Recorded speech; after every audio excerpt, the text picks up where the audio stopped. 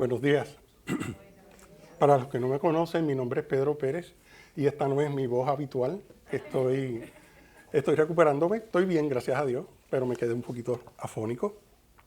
Y para variar, pues a Diego le dio el Preacher's Flu, pues yo me lo copié de él. Así que eso fue Carmen la que me dio esta mañana. Preacher's Flu.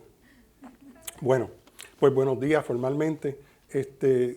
Continuando con la serie 12 que trata sobre los profetas menores.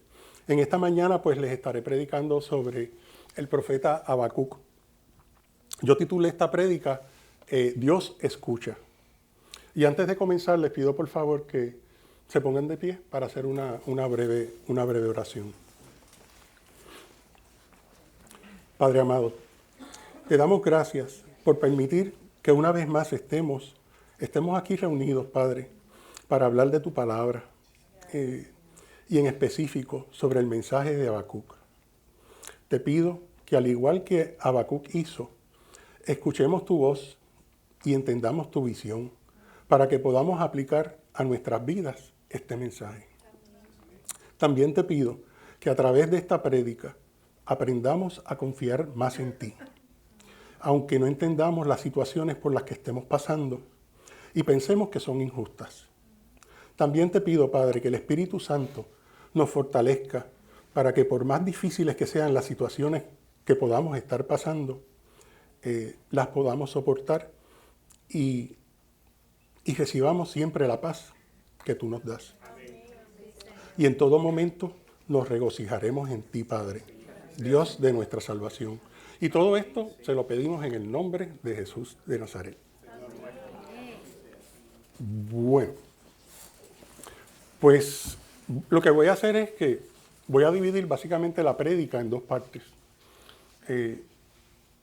La primera parte pues voy a estar hablando sobre los versos y explicando un poco sobre ellos. Y en la segunda veremos la aplicación que le podemos dar al mensaje de Habacuc. El autor de este libro, que es profético, es Habacuc. Solo consta de 3 capítulos y se considera el cuarto libro más corto del Antiguo Testamento. Aunque algunos historiadores creen que su nombre significa abrazar, muchos establecen que el significado de su nombre es incierto. Me llamó mucho la atención el estilo del libro, porque literalmente es una conversación que el profeta sostiene con Dios. Habacuc le hace preguntas a Dios y Dios se las contesta. Se sabe que Habacuc era un profeta por la referencia misma que da al principio del libro y sale en el primer verso. Y esto implica que Habacuc podía haber sido conocido en su época, que no era un profeta desconocido. También se cree que antes de él ser profeta, era un sacerdote levita dedicado al servicio en el templo.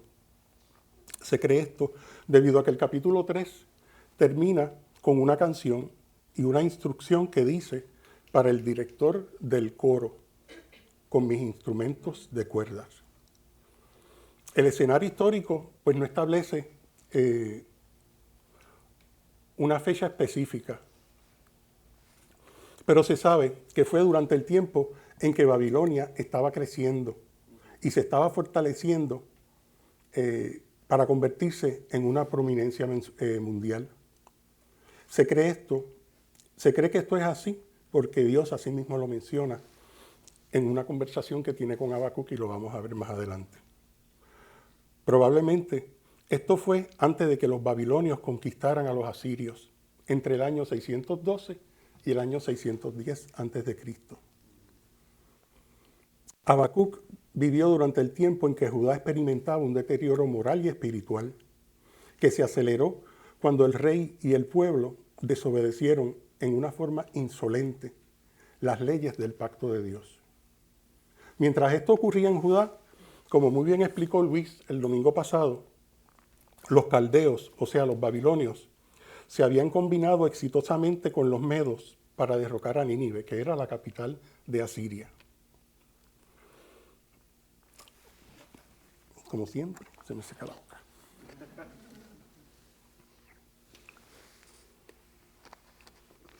Un dato curioso del libro de Habacuc y que contrasta con el de los demás profetas es el hecho de que en los otros libros usualmente es Dios quien le habla al profeta. Y en este de Habacuc, el que inicia la conversación con Dios es Habacuc, es el profeta. Habacuc cuestionó a Dios con las preguntas que él le tiene dificultad en entender, mientras él trata de descifrar lo que está ocurriendo con su pueblo. Este libro muestra un debate entre Habacuc y Dios, cuando le cuestiona a Dios lo siguiente. Primero, ¿por qué Dios permite que el mal quede sin castigo en su tierra natal de Judá? Y segundo, ¿cómo es que un Dios que se vale de Babilonia, que es una nación impía y más mala que Judá, cómo se vale de ella para que lo juzgue, para que juzgue a Judá? El capítulo 1 comienza cuando el profeta Habacuc presenta sus quejas a Dios. Yo voy a utilizar la nueva versión internacional, porque las demás eran más extensas. Y esta versión encontré que mantenía la ricura de la descripción de lo que está pasando en la forma que lo expresaba, y era en una forma más corta. Y por aprovechar el tiempo, ya que son 3 capítulos, pues utilicé esta versión que me lució la más apropiada. Vamos a leer los versos del 2 al 4. Y dice así: la primera queja de Habacuc, verso 2. ¿Hasta cuándo, Señor, he de pedirte ayuda sin que tú me escuches? ¿Hasta cuándo he de quejarme de la violencia sin que tú nos salves? ¿Por qué me haces presenciar calamidades? ¿Por qué debo contemplar el sufrimiento?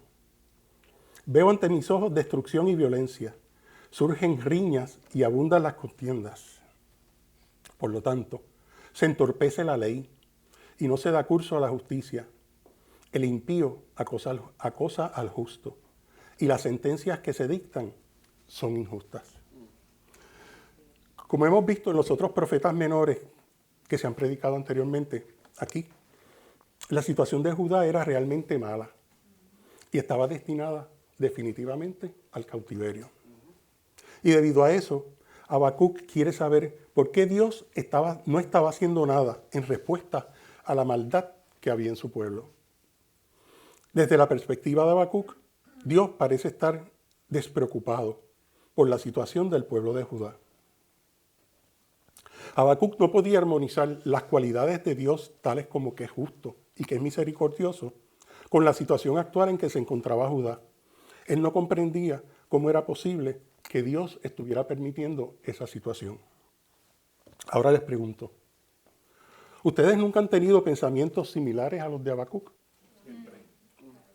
¿Nunca se han preguntado dónde estaba Dios en los días más difíciles de tu vida? ¿Nunca han sentido que a pesar de los rezos y oraciones que le han hecho a Dios, parece no escucharnos? Ustedes nunca se han sentido de esa forma. Pues al igual que ustedes, a mí me ha pasado. Y yo creo que más veces de las que ustedes se puedan imaginar. Lo he sentido en el individualismo que esta cultura promueve y que aleja a las personas de llevar una vida que se base en la forma tradicional de la familia. Lo he sentido en la falta de poner a Dios primero que todas las cosas en nuestras vidas. Y lo he sentido cuando veo nuestra cultura que promueve formalizar matrimonios totalmente alejados de la perspectiva bíblica de Dios. Lo he sentido al escuchar a políticos que, por un lado, en sus discursos, le piden a Dios que bendiga a nuestra nación, mientras que por el otro, activamente promueven la mutilación de niños que se creen estar atrapados en cuerpos equivocados y promueven la aborción. Sí, al igual que Habacuc, en ocasiones, yo he cuestionado a Dios por qué permite ciertas cosas en el mundo y en nuestras vidas. Y me he preguntado, ¿cuánto tiempo permitirá Dios que su gloria y su majestad sea pisoteada? Pues en los versos del 5 al 11, Dios le contesta a Habacuc y le dice así: pero antes necesito un poquito más de agua.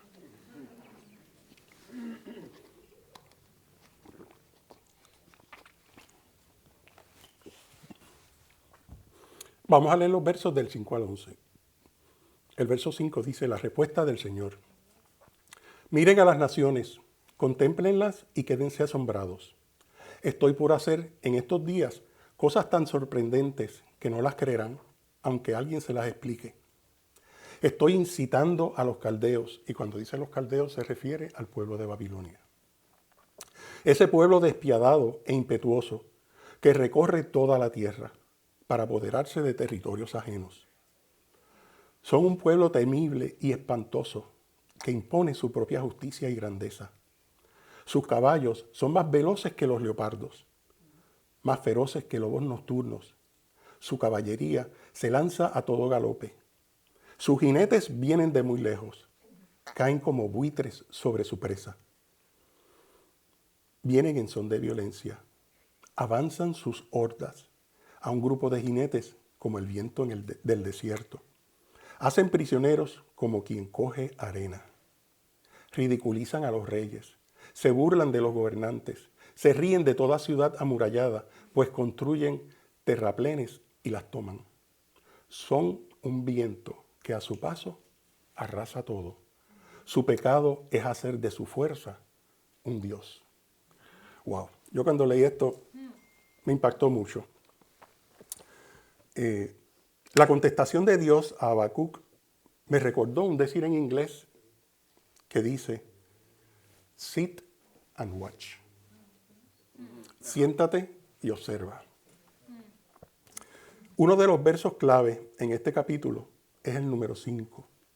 Cuando Dios le dice a Habacuc, si te explicara mis planes para resolver esto, no me lo creerías.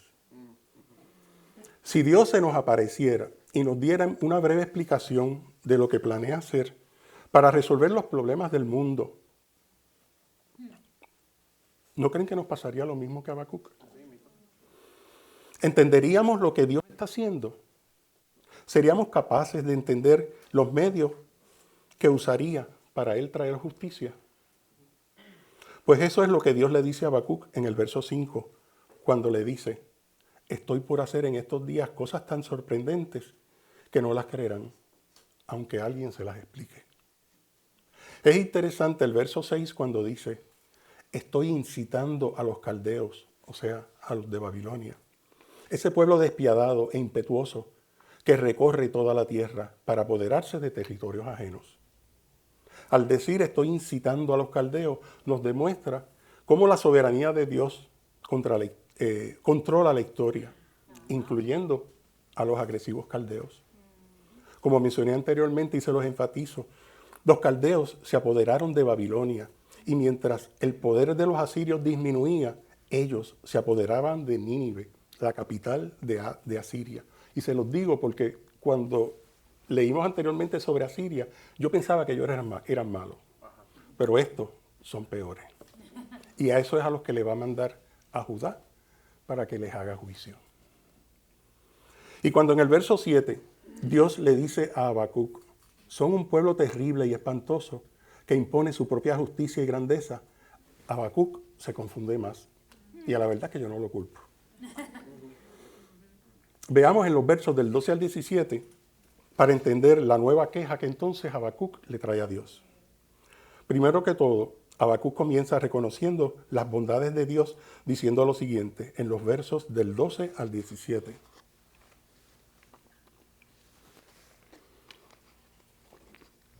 La segunda queja de Habacuc. Tú, Señor, existes desde la eternidad. Tú, mi santo Dios, eres inmortal. Aquí él reconoce la eternidad de Dios. Tú, Señor, los has puesto para hacer justicia. Tú, mi roca, los has puesto para ejecutar tu castigo. Aquí Habacuc entiende que el propósito de Dios es juzgar a su pueblo de Judá. Son tan puros tus ojos que no puedes ver el mal. No te es imposible contemplar el sufrimiento. ¿Por qué entonces toleras a los traidores? ¿Por qué guardas silencio mientras los impíos se tragan a los justos? Aquí Habacuc reconoce que Judá está mal, pero no comprende por qué Dios va a usar una nación más mala que Judá para juzgarlos. ¿Has hecho a los hombres como peces del mar, como reptiles que no tienen jefe. Babilonia los saca a todos con anzuelo, los arrastra con sus redes, los recoge entre sus mallas, y así se alegra y se regocija. Por lo tanto, ofrece sacrificio a sus redes y quema incienso en sus mallas, pues gracias a sus redes su porción es sabrosa y su comida es suculenta. Continuará vaciando sus redes y matando sin piedad a las naciones. En los versos del 14 al 17, la imagen de Babilonia es como si fuera un pescador capturando peces indefensos. Los peces era una actividad, la pesca, perdón, era una actividad común en Babilonia. Y en el Antiguo Oriente describe a los gobernantes que eran victoriosos cuando llevaban en sus redes, en las redes de los pescadores, a los prisioneros. Resumiendo el capítulo 1, lo que vemos es la forma violenta y despiadada en que Dios permite su juicio que caiga sobre Judá, usando a los malvados babilonios. En el capítulo 2, Habacuc comienza diciendo: subiré a mi torre de vigilancia y montaré guardia. Allí esperaré hasta ver qué dice el Señor y cómo responderá mi queja. Cuando leí esto, lo que me vino a la mente fue Jonás. Cuando él se va para la montaña y ha predicado en Nínive y él se pone, yo me lo imagino, bueno, Dios, vamos a ver qué tú vas a hacer con esta gente. Pues hasta cierto punto Habacuc estaba en la misma actitud. Y el Señor le contesta lo siguiente: escribe mi respuesta con claridad en tablas, para que un corredor pueda llevar a otros el mensaje sin error. Aquí le está diciendo a Habacuc, Dios le está diciendo a Habacuc, escribe esto en un billboard bien grande, para que hasta los que pasen rápido frente a él los vean y se enteren de lo que va a pasar. El verso 3 dice: esta visión es para un tiempo futuro, describe el fin, y este se cumplirá.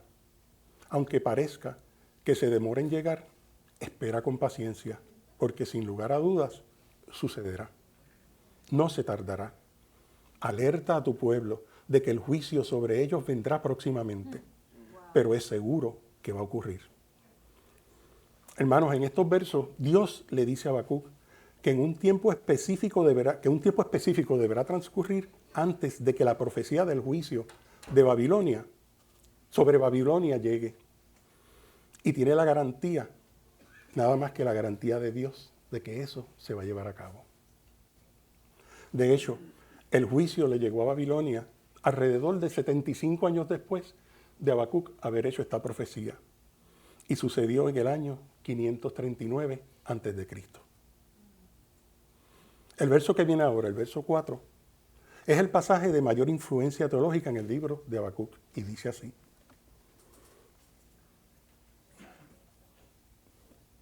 ok, funciona. El verso 4 dice así: aquel cuya alma no es recta se enorgullece, mas el justo por su fe vivirá. Se lo repito: aquel cuya alma no es recta se enorgullece, mas el justo por su fe vivirá.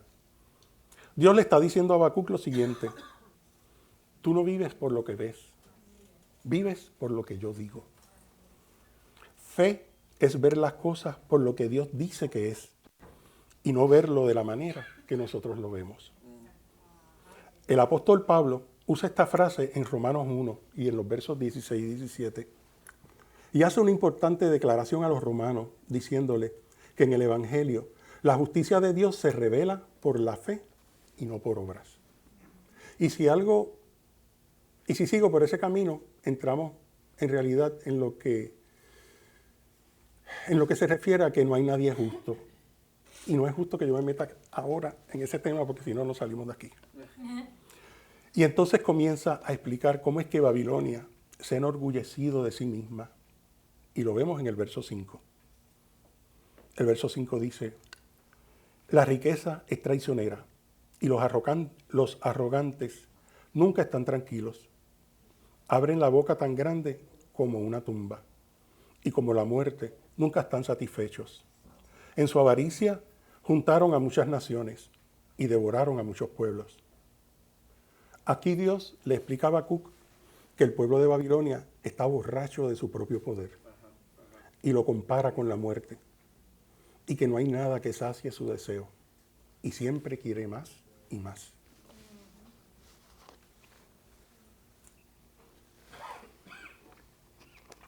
Y ahora en los versos del 6 al 20, Dios hace 5 declaraciones. 5 declaraciones de destrucción para Babilonia. Y es interesante ver que siempre que las comienza, y en la Biblia esto es tradicional, siempre comienza con la palabra ahí. Noté que en las diferentes versiones, como en la Nueva Traducción Viviente, en lugar de la palabra ahí, usa la palabra qué aflicción. Esa expresión ahí, en hebreo, significa que es una interjección derivada de un lamento fúnebre y a menudo es usada en profecías de juicio. Son 5, pero por cuestión de tiempo solamente les voy a mencionar 2. Y vamos a comenzar con el cuarto ay, que está en el verso 15. Dice, ay de ti que emborrachas a tu prójimo, ay de ti que lo embriagas con vino, para contemplar su cuerpo desnudo. En este cuarto ay, Dios pronuncia juicio sobre el trato sádico y humillante de Babilonia sobre los demás. Usa la metáfora de que emborracha a sus víctimas refiriéndose al temor que le tienen por abusar de ellos. El quinto ay es en el verso 19 y dice, ay del que le dice al madero despierta y a la piedra muda levántate. Aunque están recubiertos de oro y plata, nada puede enseñarle, pues carecen de aliento de vida. En cambio, el Señor está en su santo templo. Guarde la tierra silencio en su presencia. En este quinto ay, Dios denuncia la idolatría y la adoración de dioses, de los dioses que son falsos, como una cosa fútil y necia de parte del pueblo de Babilonia. El capítulo 2 lo podemos resumir de la siguiente forma, que Dios le dice a Habacuc que no se preocupe, porque Él, Dios, no se está haciendo de la vista larga con Babilonia. Y aunque está usando a los babilonios para castigar a Judá, Babilonia también recibirá su castigo por lo que hicieron. Pero hay un pequeño detalle, va a ser al tiempo de Dios. Y ahora en el capítulo 3, Habacuc hace sus declaraciones y oraciones de fe y confianza en Dios. Es como si Habacuc hubiera analizado todo lo que Dios le ha dicho y llegara a la conclusión de cuánto él debe de confiar en Dios. Vayamos al verso 2 del 3 capítulo. Y dice así, Jehová, he oído tu palabra y temí. Jehová, aviva tu obra en medio de los tiempos. En medio de los tiempos, hazla conocer. En la ira, acuérdate de tu misericordia. Con este verso Habacuc reconoce lo que Dios está haciendo en el mundo y le produce temor y temblor. También reconoce que va a traer justicia y castigo tanto al pueblo de Judá como al pueblo de Babilonia. Y al final, Habacuc le dice a Dios, ten misericordia de ambas naciones. Y en los versos del 3 al 11, Dios lo recompensa con una visión basada en el trabajo que Dios ha hecho sobre el pueblo en el pasado. En los versos del 12 al 15, Él describe el poder de Dios sobre la historia y deja bien claro que Jesús viene a liberar a su pueblo y a juzgar a los malvados. En este capítulo, Habacuc comprende finalmente lo que Dios está haciendo con su pueblo y es lo que Judá necesita para su salvación. En mi opinión, los versos del 17 al 19 de este capítulo son una de las más grandes declaraciones de genuina fe en el Antiguo Testamento y quizás hasta en el Nuevo. Y los versos dicen así, comienza en el verso 17. Aunque las higueras no florezcan y no haya uvas en las vides, aunque se pierda la cosecha de oliva, y los campos queden vacíos y no den fruto, aunque los rebaños mueran en los campos y los establos estén vacíos. Aún así me alegraré en el Señor. Me gozaré en el Dios de mi salvación. El Señor soberano es mi fuerza. Él me da pie firme como al venado, capaz de pisar sobre las alturas.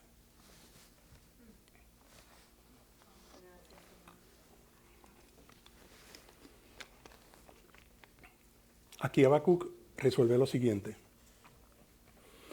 Él resuelve que va a confiar de que en Dios, aunque toda fuente material de comodidad y prosperidad sea arrebatada de él. Y aunque eso pase, él se va a regocijar en Dios. Resumiendo el libro de Habacuc, el corazón de Habacuc al comienzo estaba preocupado y vino donde Dios y le preguntó,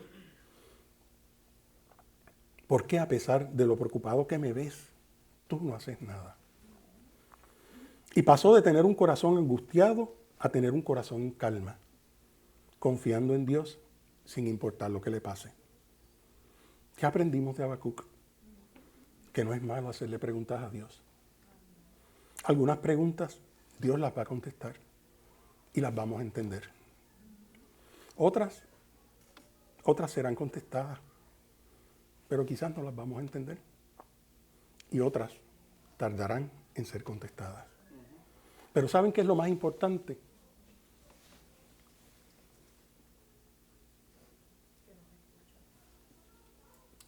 Que Dios siempre nos escucha. Pues ahora bien, en los próximos minutos deseo utilizarlos explicando cómo es que el mensaje de Habacuc lo podemos aplicar a nuestras vidas cotidianas.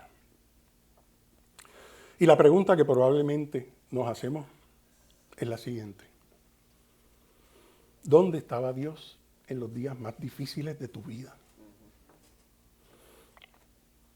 ¿Has estado en un lugar donde solo hay oscuridad y a pesar de que le clamas a Dios, no ves respuesta y no encuentras solución? En esos momentos, nuestra tendencia natural es preguntarle a Dios, ¿dónde estás que no te siento? Nuestro problema es que en los momentos difíciles, como no podemos ver lo que Dios está haciendo en los cielos, y tampoco podemos sentirlo cerca de nosotros, creemos que estamos solos y abandonados por Él. Sentimos que Dios está envuelto en sus asuntos y nuestras oraciones no están siendo y no están teniendo el resultado que esperamos. Cuando estamos en situaciones así, nuestra tendencia es a acusar a Dios de que no nos escuchó. ¿Sabes por qué hacemos eso? Porque pensamos demasiado en nosotros mismos. En otras palabras, cuando estás en medio de tu desesperación y de tu problema y le oras a Dios, y como no ha contestado lo que le pediste y no lo sientes, dices, Dios no me oye, no me escuchó. ¿Quién tú te crees que eres para pensar eso de Dios? Que Él no te escucha. ¿Te das cuenta de lo que estás diciendo? ¿Es que tú crees que cuando Dios no contesta tu petición es porque no te escuchó? ¿Es que tú crees que Dios es como un perrito faldero al cual le tienes una cadenita amarrada al cuello y para que te obedezca se la alas? Y como tú lo controlas con esa cadenita, piensas que Dios no te escuchó porque Él no te concedió inmediatamente lo que le pediste. Qué arrogantes somos cuando asumimos que la prueba de que Dios nos escuchó es cuando inmediatamente nos contesta. Y para completar, asumimos que lo que le pedimos está en su mejor interés. El grupo de adoración puede comenzar a subir. Sin darnos cuenta de que hay momentos en que lo que le estamos pidiendo a Dios probablemente no es lo mejor para nosotros. Lo otro es que no pensamos las cosas desde la perspectiva de Dios y solo lo hacemos desde la nuestra. Y por lo tanto, asumimos que Dios no nos ha escuchado. El hecho es que sabemos que Dios nos escucha porque le servimos a un Dios que nos habla. Dios escucha. Dios escucha. Moisés tenía 40 años cuando se va y tenía 80 cuando regresó. Lo que significa que mientras estaban en el desierto clamando a Dios que lo escuchara, gran parte de su pueblo había muerto antes de ver la evidencia de que Dios los había escuchado. Y aunque muchos murieron, Dios escuchó. Tenemos que entender eso. Podemos morir antes de que llegue nuestra respuesta. Y sin embargo, eso no niega el hecho de que Dios escuchó. Amén. En muchas ocasiones pasamos por alto y no entendemos o lo olvidamos, porque creemos que merecemos mucho más de lo que recibimos. Pero cuando comprendemos quiénes somos nosotros y qué somos, y cuando comprendemos quién es Dios y qué es Dios, y cuando comprendemos el vasto abismo entre Dios y nosotros, y que el Dios que creó el mundo con el poder de su palabra saque tiempo para escucharte, eso es un privilegio. Amén. Hermanos, si Dios nunca jamás me concede algo que le pida, el solo hecho de que yo le pueda clamar a Dios, al Dios del universo, y que Él se digne en escucharme, es un privilegio en sí mismo. Es una bendición tan solo tener una audiencia con Dios.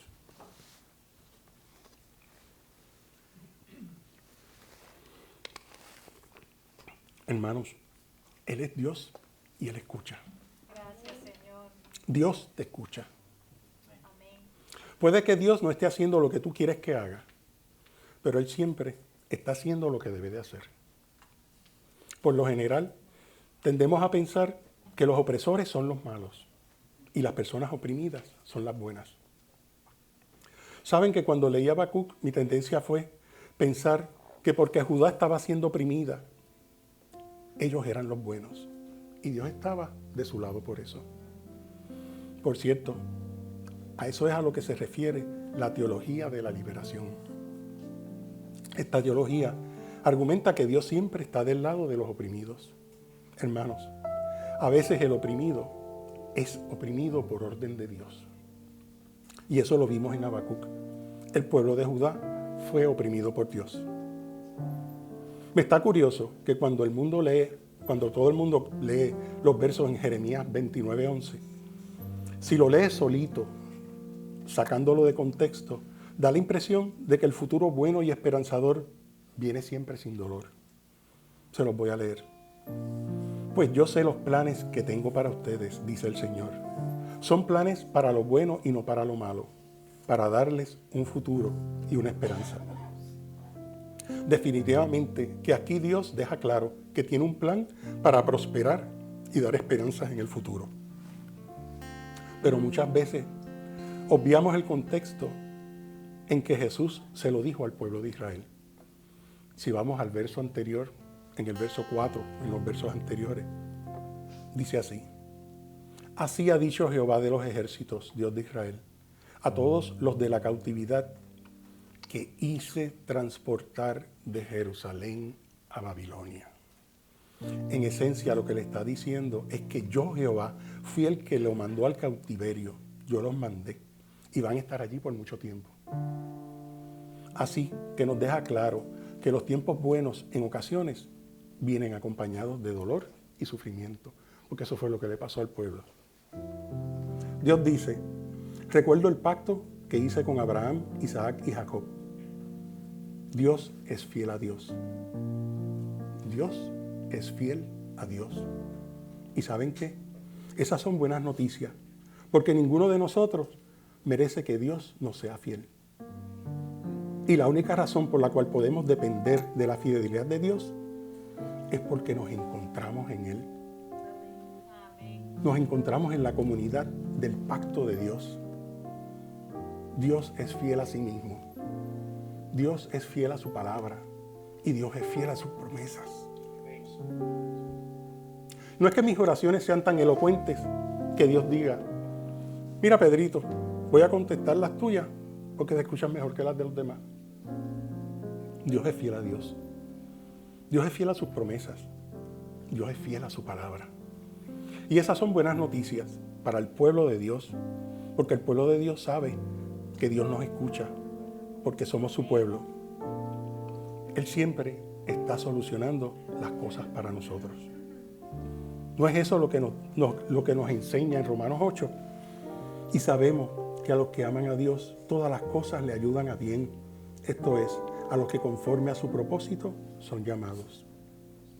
Y a veces estos versos son desagradables para algunos, porque no es un verso inclusivo y limita a los llamados por Dios, pero sin embargo es lo que Dios está haciendo.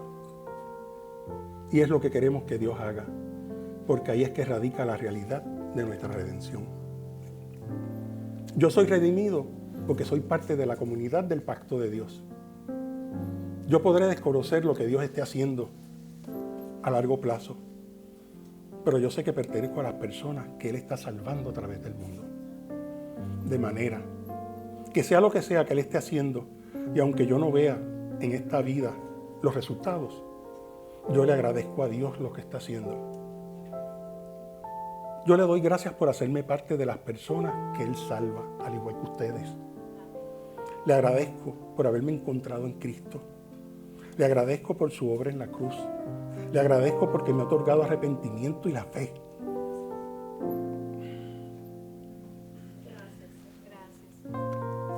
Y por eso ahora me encuentro en Cristo Jesús. Y ahora Él me ve a través de la sangre de Cristo que derramó a mi nombre. Le agradezco a Cristo que ahora es mi hermano mayor y soy coheredero con Cristo. Tú me escuchas, Dios. Tú me escuchas. No porque yo sea un hombre bueno, sino porque a pesar de que soy uno de los malos. Y me ha redimido, sí, me ha redimido. Mis vestiduras eran negras, sucias y rotas, pero ahora son de lino blanco fino, más blanco que la nieve. Y lo hiciste a través de la sangre de tu Hijo Jesús. Y debido a esa justicia ajena que me has dado, me hiciste parte de tu familia. Hermanos, eso es lo que Dios recuerda. Eso es lo que Él recuerda. Y eso nos aplica a todos nosotros. Y eso es extremadamente importante, porque en la medida que hemos leído a los profetas menores, nos damos cuenta de que ninguna persona del pueblo de Israel ha sido redimida porque se lo mereciera. Y más aún, nadie jamás ha sido redimido porque se lo merezca. Dios vio al pueblo de Israel. Eso es bien importante porque Él los vio. Muchas veces cuando pasan cosas difíciles, y en particular cuando nos pasan a nosotros, nos sentimos indefensos y sin esperanza porque nadie vio. Nadie vio lo que esa persona me hizo a mí. Y pensamos que se salieron con la suya porque nadie vio. Y por lo tanto, pensamos que esa situación nunca se va a arreglar porque nadie vio. Pero Dios dice, yo veo. Yo veo.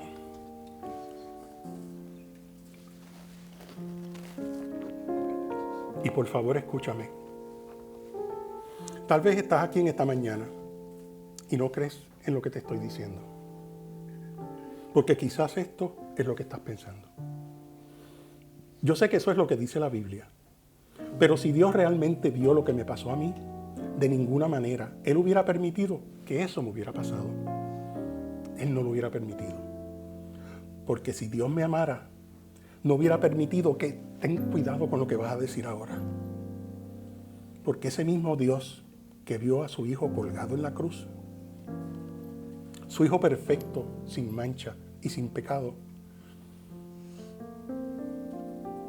de manera que si quieres saber dónde estaba Dios mientras eso te estaba pasando, Él estaba en el mismo lugar donde estaba cuando su Hijo fue crucificado a nombre tuyo y mío. Él te vio. Él te vio. ¿Y sabes qué eso significa? Que nadie se sale con la suya. Todas las cosas serán enmendadas, dice el Señor. Y escucha esto que te voy a decir. Nuestra tendencia natural es sacarle el pecho a Dios y decir, qué bueno que los malos recibirán su castigo. Todo el que hizo mal será castigado. Pero ¿sabes lo que eso significa? Que Dios también ha visto todo lo que yo he hecho mal. Todas las cosas por las cuales yo merezco su ira. Y la única diferencia entre yo y esa otra persona es que la ira de Dios fue derramada sobre su Hijo, a mi nombre.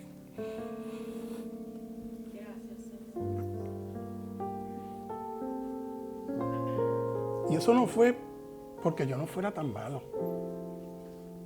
Eso fue por la pura gracia de Dios. Eso cambia la forma en que yo veo las injusticias que me hacen a mí. Y cambia la forma en que yo voy a caminar por la vida de ahora en adelante. Les voy a contar algo personal. Han habido ocasiones luego de mi conversión en las que yo he llorado mucho mientras recordaba quién yo era antes de que Dios me salvara.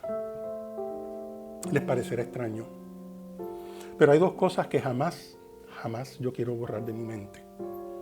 La primera, el recuerdo de mi pecado. Y la segunda, el daño que yo le hice a mi familia.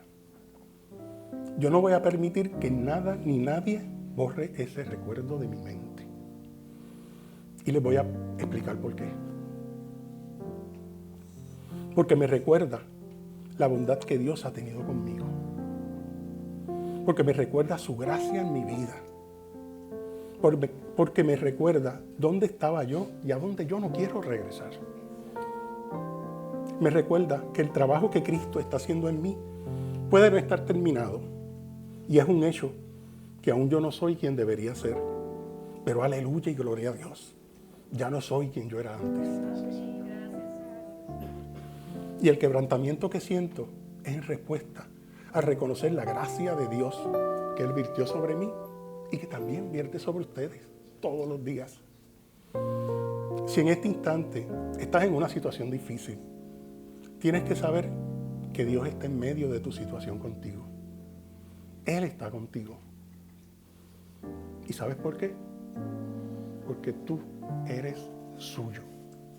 Tú perteneces a Él.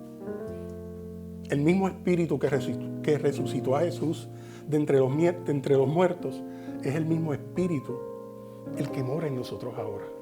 No es otro diferente, es el mismo. ¿Dónde está Dios en medio de tus días difíciles?